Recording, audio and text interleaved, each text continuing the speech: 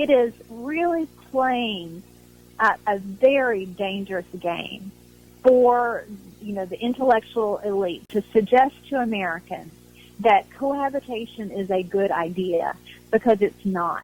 It's Channel Mom with Jenny Dean Schmidt. We're here for you.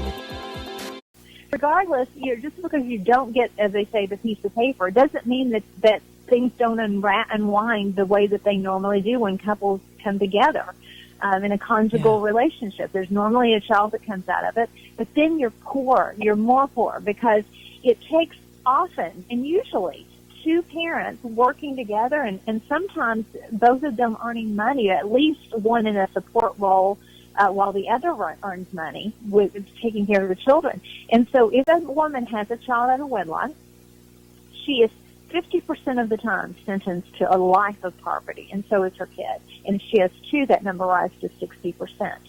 It is really playing a very dangerous game for, the intellectual elite to suggest to Americans that cohabitation is a good idea, because it's not. No. It's making them more poor, and it's making them more lost.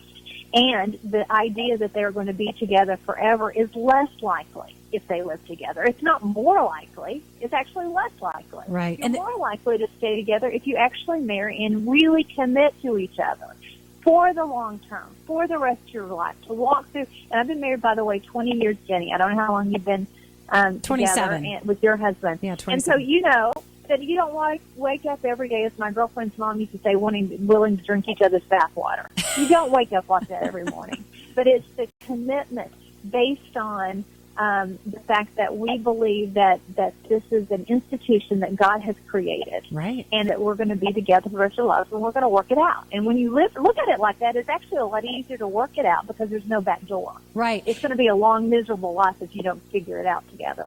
But I do want to say, I like you, think that government policy works against motherhood and family by saying, well, if you become a single mom, the government will become your husband. The government will take care of you. And also all this stuff about how discouraging marriage. Right. The government will pay for your abortion. The government will give you birth control to avoid having baby. I mean, I just think it's kind of a culture of death. And by the way, neither Penny nor I are condemning anybody who's a single parent or who has had to go through a horrible divorce or who got pregnant out of wedlock. This is not condemnation. This is just saying we want to help people to see what works best so that you don't have to be poor. So you don't figure out what didn't work and don't do that again. Right. Absolutely.